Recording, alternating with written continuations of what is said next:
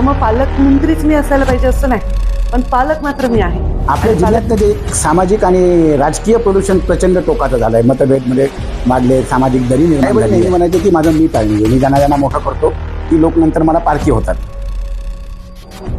तुम्हाला स्वतःला म्हणून काही खंत आहे? माळाकोळीमधून पंकजाताई मुंडेंनी घोषणा केली की मी परळी धनंजय मुंडेंना दिली आहे. माळाकोळीवाल्यांना वाटतं ताई आता आपल्याकडे येत आहेत. मध्येच माजलगावमध्ये चर्चा असते की ताई आता आपल्याकडे येत आहेत. हेचवाल्यांना हेच वाटतं. म्हणजे राज्याच्या वेगवेगळ्या भागात असं वाटतं. नेमकं पंकजा मुंडेंची राजकीय दिशा कुठली आहे? आज वाढदिवसाच्या निमित्तानं जेव्हा आपण पाठीमागे आजपर्यंतच्या प्रवासाकडे पाहतो, नेमकं काय भावना आहेत? खरं तर मला वाढदिवसाचं फार काही एवढं औचित्य वाटत नाही. दर इंटरव्हल्स नंतर आपण मागे वळून पाहायला पाहिजे आणि आपला प्रवास बघितला पाहिजे. आणि त्या प्रवासात बघितल्यानंतर आपल्याला दुःख वाटणं, आपल्याला हताश वाटणं वगैरे ठीक आहे, पण आपल्याला आपली मान खाली नाही गेली पाहिजे. त्यामुळे आपण जेव्हा मागे वळून बघतो तर आपल्या कामानी आपली मान खाली नाही गेली, हे समाधान मला आतापर्यंतच्या या प्रवासाचं आहे. पंकजा मुंडे ह्या म्हणजे हे जे नाव आहे, त्या नावाचे एक 2-3 टप्पे सातत्यानं म्हणजे सगळ्या राज्यांनाच अनुभवले. अगदी म्हणजे साहेब असतानाच्या काळात त्यांच्या लोकसभेचं सारथ्य करणाऱ्या पंकजाताई, त्यानंतर स्वतःचं दुःख बाजूला ठेवून पक्षासाठी संघर्ष यात्रा काढणाऱ्या पंकजा मुंडे, त्यानंतर मंत्री म्हणून एक पॉलिटिकल कल्चर बदलायचंय ही भूमिका घेऊन आलेल्या पंकजा मुंडे, मधल्या काळात अगदी संघर्षाच्या काळात सुद्धा पक्षनिष्ठा, मी हा पक्ष माझ्या वडिलांनी वाढवलेला आहे आणि हा पक्ष हे माझं सर्वस्व आहे हे सांगणाऱ्या पंकजा मुंडे, आणि आता पुन्हा एकदा नव्या इनिंगमधल्या पंकजा मुंडे. त्या सगळ्या काळात मुंडे आणि गर्दी हे समानार्थी शब्द आहेत. तर हे जे वेगवेगळे टप्पे होते, त्या प्रत्येक टप्प्यावर त्या गर्दीबद्दलच्या काय भावना असतात? म्हणजे कधी गर्दीचं दडपण येतं, कधी गर्दी नकोशी वाटते, नेमकं काय असतं? आता तुम्ही आता येतानाही खूप गर्दीतून वाट काढत आला असाल. गर्दीबद्दल भावना माझ्या जनरली खूप आनंदाच्या असतात. कधी कधी माझ्या भावना बदलूही शकतात, कारण जेव्हा ती गर्दी खूप आताताईपणा करते किंवा एखाद्या महिला किंवा एखाद्या वयस्कर माणसाला धक्का मारून फोटोसाठी वगैरे मुलं थोडासा गोंधळ घालतात, तेव्हा मी त्यांना हक्काने रागवते देखील. बाकी गर्दीला मी हाताळतेच. रोज सकाळी उठून माझा देवपूजा केल्यानंतर मी रोज जनता दरबार घेते. मला नाही वाटत की रोज जनतेला भेटणार, म्हणजे मी काही स्वतःला ग्रेट समजत नाही. माझ्यापेक्षा अति चांगलं काम करणारे लोक असतील, अति चांगलं नाव कमवणारे लोक असतील, पण रोज जनतेला भेटणं हा जो संकल्प आहे माझा, तो माझ्यासाठी महत्वाचा आहे. आणि त्यासाठी ती गर्दी महत्वाची. तो गर्दी बहुतांश आशीर्वाद आहे, पण ती गर्दी नक्की मला खूप थकवते. कामाचे 1 तास असेल तर त्याच्यातले 25 मिनिटं हे फोटो काढण्यात जातात. कामाला आलेले लोकांची कामं ही कधी कधी अशा स्वरूपाची असतात की त्याच्यामध्ये मार्ग काढणं कधी कधी कठीण जातं. काही वाळूचा उपसातली विषय असतात, कोणाचा ट्रक पकडलाय, बाईक पकडली, असे वगळता बाकी सगळ्या गोष्टी समाधानकारक. कधी गर्दीचं दडपण वाटतं? दडपण मला वाटत नाही, मी गर्दीतच जन्मले आहे. दडपण नाही वाटत. जसं म्हणलं की कधी कधी त्या गर्दीला सुधारावं नक्की वाटतं. मग ह्याच्या म्हणजे ही सुधारणा करण्यासाठी असेल किंवा काही असेल, आपण अनेकदा फार स्पष्टपणे हे तुझं काम चुकीचं आहे असं काही बोलणार, असली कामं घेऊन येऊ नको, असली चुकीची कामं आणायची नाही ही ज्यावेळेस सांगता, मग कधी तो कार्यकर्ता दुरावेल का, किंवा तिचं काही मताचं कॅल्क्युलेशन असं डोक्यात कधी राहत येत नाही का? ह्याचं काय कारण आहे? आता कसं आहे, माझा कार्यकर्ता बहुतांश हा माझ्याशी भावनेने जोडलेला आहे आणि त्यामुळे त्याला जर मी तसं, माझ्याकडे लोकांना आता सवय झाली, आता मलाही 24 वर्ष झाली राजकारणात, लोकांना सवय आहे की मला काय पटतं आणि मी काय करते काय नाही करते. त्यामुळे ते मला काही असं चुकीचं फार सांगतच येणारे माझ्याकडे लोक येत नाही. पण आता कसं आहे, पॉलिटिक्समध्ये इतरही लोक असतात जे आमच्याशी नसले जोडलेले कामं घेऊन येतात, तर त्यामुळे त्यांना स्पष्ट सांगणं योग्य असतं. आणि कधी कधी औषध कडू असलं तरी त्याचा इलाज जो असतो तो योग्य होत असतो. त्यामुळे कडू औषध पाजल्याने त्यांच्या शरीराला चांगलं स्वास्थ्य मिळतं हे पेशंटला माहीत असतं, म्हणून तो डॉक्टरला विश्वासाने कडू औषध घेत असतो. तर त्या बाबतीत मी कडू औषध देणाऱ्या डॉक्टरची भूमिका बजावत असते. 2014ला ज्यावेळेस आपण मंत्री म्हणून पहिल्यांदा आलात आणि आपला बीडमध्ये सत्कार झाला होता, तिथंच आपण सांगितलं होतं की मला एकूणच पॉलिटिकल कल्चर जे आहे, राजकीय कल्चर बदलायचंय. आता त्याला साधारणतः 10 वर्ष उलटून गेली. किती यश, म्हणजे तुम्हाला काय वाटतं आपल्या पातळीवर किती यश आलं? असं काही बदल करता आले? मला असं वाटतं की जेव्हा एखाद्याला एखाद्या गोष्टीत बदल करायचा असतो तर त्याला सगळ्यात पहिले तो स्वतःच करावा लागतो किंवा तो स्वतः अवलंब करावा लागतो. लोकांसंगे ब्रह्मज्ञान स्वतः कोरडे पाषाण असं जमत नाही.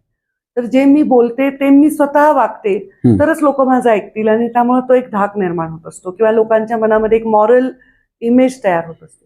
त्यामुळे मी जेव्हा हे बोलले तेव्हा मी ते स्वतः अवलंब केला त्या गोष्टींचा आणि त्यामुळे लोकही आपोआप करायला लागले. आणि माझ्याकडे जोडणारे कार्यकर्ते जवळपास माझ्या विचाराशी समरस असल्यामुळे मला फार प्रयोग करावे लागले नाहीत.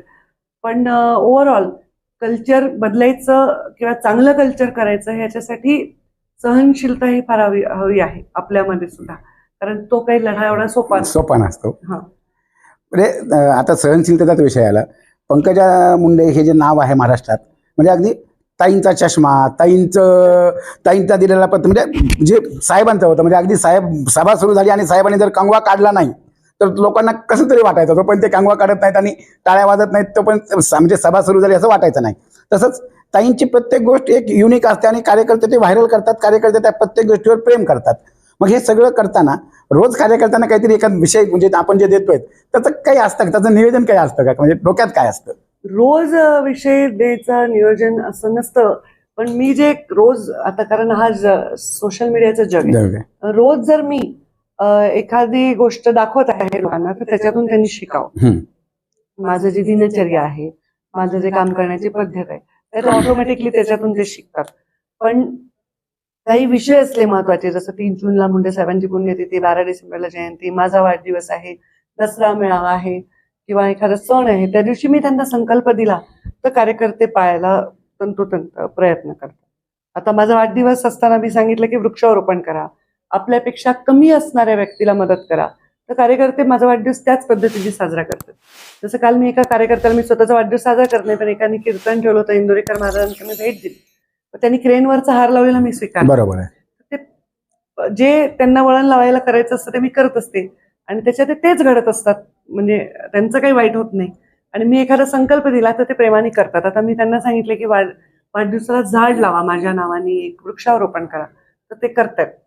शक्यतो असे जे काही क्षण असतात, म्हणजे आपला वाढदिवस असेल किंवा जिथे जिथे गर्दी जमणार असते त्यावेळी पॉलिटिकल संकल्प दिले जातात. मग पंकजा मुंडेचे त्याला अपवाद काय आहेत की आपण जे काही, म्हणजे आपण अगदी सावरगावमधून असेल, गोपीनाथ गडावरून असेल किंवा आपल्या वाढदिवस, आपल्या संकल्पामध्ये पॉलिटिकल संकल्प सहसा नसतात, आपण वेगळेच संकल्प घेऊन जातो. मग ह्या गर्दीचा वापर आपल्या राजकीय संकल्पासाठी करावा असं का नाही वाटत?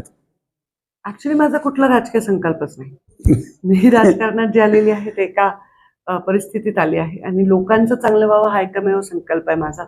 आणि म्हणून राजकीय मला काही अमुक गोष्ट करायला लावायची लोकांना असं नाही. निश्चित जेव्हा मी कार्यकर्त्यांच्या बैठकीत असते तेव्हा मी त्यांना विजयाचा संकल्प देत असते, परंतु जेव्हा मी पब्लिक जनतेला बोलत असते ते सगळे कार्यकर्ते नाहीत, ते सगळे राजकारणात आहेत असं नाही, ते माझ्यावर प्रेमासाठी येतात. तर अशा लोकांना जेव्हा मी संकल्प देते तेव्हा तो व्यसनमुक्तीचा असावा, हुंडा न घेण्याचा असावा, बालविवाह टाळण्याचा असावा, स्त्रीभ्रूण हत्या रोखण्याचा असावा, मुलींना सन्मान देण्याचा असावा, या सगळ्या गोष्टींचा संकल्प करते जेणेकरून त्यांचं जीवन घडेल. हे महत्वाचं आहे मला असं वाटतं. माळाकोळीमधून पंकजाताई मुंडेंनी एक घोषणा केली की मी परळी धनंजय मुंडेंना दिली आहे आणि त्यानंतर सगळीकडे म्हणजे चर्चा सुरू. माळाकोळीवाल्यांना वाटतं ताई आता आपल्याकडे येत आहेत, मध्येच माजलगावमध्ये चर्चा असते की ताई आता आपल्याकडे येत आहेत, केजवाल्यांना हेच वाटतं, म्हणजे राज्याच्या वेगवेगळ्या भागात असं वाटतं. नेमकं पंकजा मुंडेंची राजकीय दिशा कुठली आहे? मी ते सांगितलं, माझा असा राजकीय संकल्प काही नाही. अच्छा. मी जेव्हा पक्षांनी ठरवलं की राष्ट्रवादीची युती झाली आणि हा मतदारसंघ जाणार आहे, एका क्षणात मी त्याला होकार दिलेला. आणि कारण तो, मी जरी लोकसभेला पराभूत झाले तरी तो आधी दिलेला शब्द पक्षांनी युतीचा, तो पक्षाचा शब्द आहे, तो मला पाळणं क्रमप्राप्त आहे. तर तो मी नाही जरी दिला तरी पक्षाने दिलाय, तो मी पाळला. आणि आता धनंजय आमदार आहे त्यामुळे मी माळाकोळीला म्हणले की धनंजयला परळी दिलेली आहे. तर धनंजय जोपर्यंत आमदार आहे, धनंजयच्या आमदारकीच्या कामात मी कधीही हस्तक्षेप करत नाही. ते माझ्या भाऊच आहेत आणि त्यांना उलट जेवढं मदतीने एकमेकांच्या चांगलं काम करावं हीच माझी भूमिका असते, लोकांचं चांगलं व्हावं ही भूमिका असते. आता तर डिलिमिटेशन 100% होणार आहे. हो. आणि 100% मतदारसंघ वाढणार आहेत. त्यामुळे तुम्ही जे 2-3 नाव घेतले त्याही पलीकडे जाऊन माझी मागणी राजकारणात म्हणजे अगदी साहेबही नेहमी म्हणायचे की माझं मी टाळणी आहे, मी ज्यांना ज्यांना मोठं करतो ती लोक नंतर मला पारखी होतात.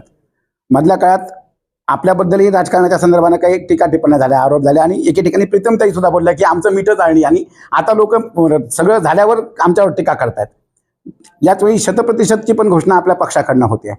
काय धोरण राहील आगामी ह्याच्यातलं? आता ते धोरण पक्षश्रेष्ठी ठरवतील आणि त्यांनी ठरवले धोरण यशस्वी करणं हे आमचं कर्तव्य आहे.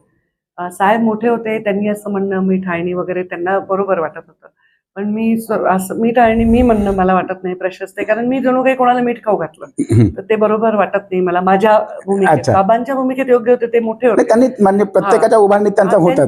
ते त्या स्थानावर होते जिथे त्यांनी लोकांना शून्यातून घडवलं. असे अनेक माझेही हातून झालेत की जे लोकांना पहिलं तिकीट मी दिलंय, आमदार केलंय, मोठं घडवलंय, एकदा नाही दोनदा निवडून आणलंय, अत्यंत कठीण परिस्थितीमध्ये निवडून आणलंय आणि प्रामाणिकपणे केलंय. तर त्यामुळे जर कोणी याला जागत नसेल तर ते त्यांचं लॉस आहे आणि तो त्यांना भविष्यात दिसेल असं मला वाटतं. ह्या सगळ्या आजपर्यंतच्या प्रवासात तुम्हाला स्वतःला म्हणून काही खंत आहे? हे राहिलंय, हे आणखी आपल्याला एकाला आणखी एका उंचीवर याला गाठता आलं असतं किंवा नेऊन ठेवता आलं असतं. म्हणजे मी वाढदिवसाच्या संदर्भाने याला हा प्रश्न विचारतोय की काय वाटतंय, काही खंत? नाही, मला असं काही कुठली खंत नाहीये. का सांगते, कारण मी ज्या ज्या रोलमध्ये होते त्या रोलमध्ये मी जे सर्वोच्च करता येईल लोकांच्या इमॅजिनेशनच्या बाहेर ते करायचा प्रयत्न केलाय आणि हे सर्व मान्य आहे. जरी जे मला विरोध करत असतील, मला मत देत नसतील, ते पण कानात कुजबुजताना हेच म्हणतात की ताईंनी त्यांच्या काळात खूप चांगलं काम केलेलं आहे.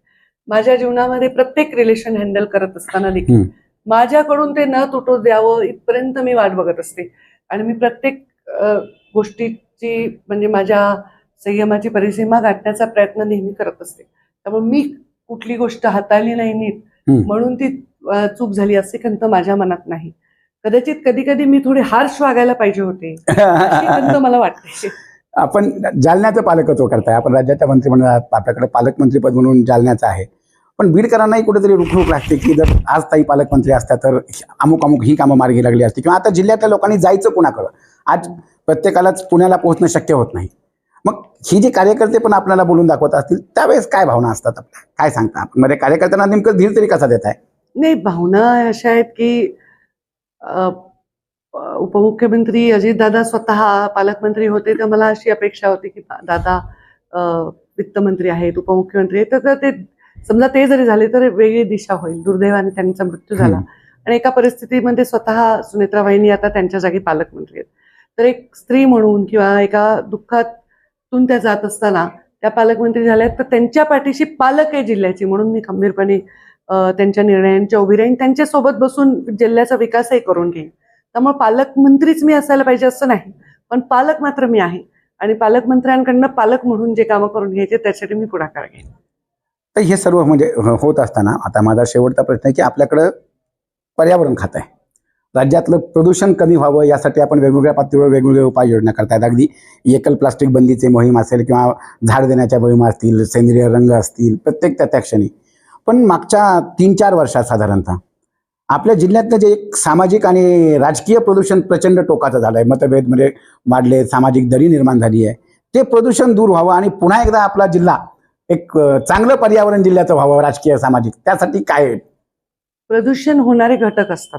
जेव्हा मी प्रदूषणाची एखादी रेड टाकते तर तिथे प्रदूषण का होतं हे आधी बघायला पाहिजे.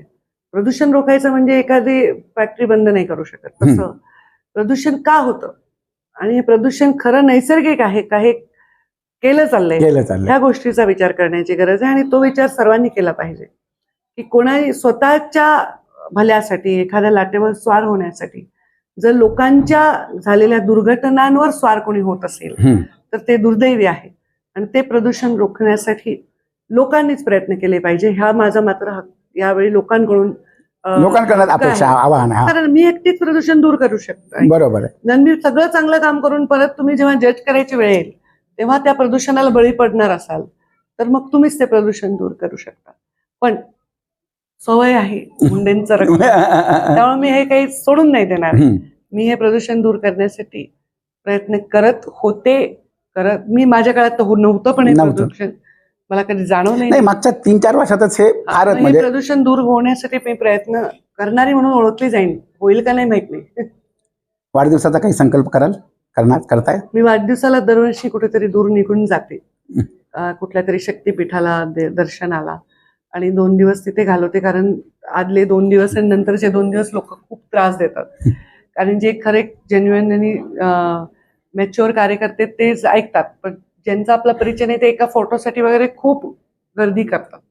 आणि बघ एकदा चुकून मी तो प्रसंग अनुभवला आणि ते जे गोंधळ पाहिला त्यानंतर कानाला खडा लावला की आपण असं आता वाढदिवसाला उपस्थित राहायचं नाही.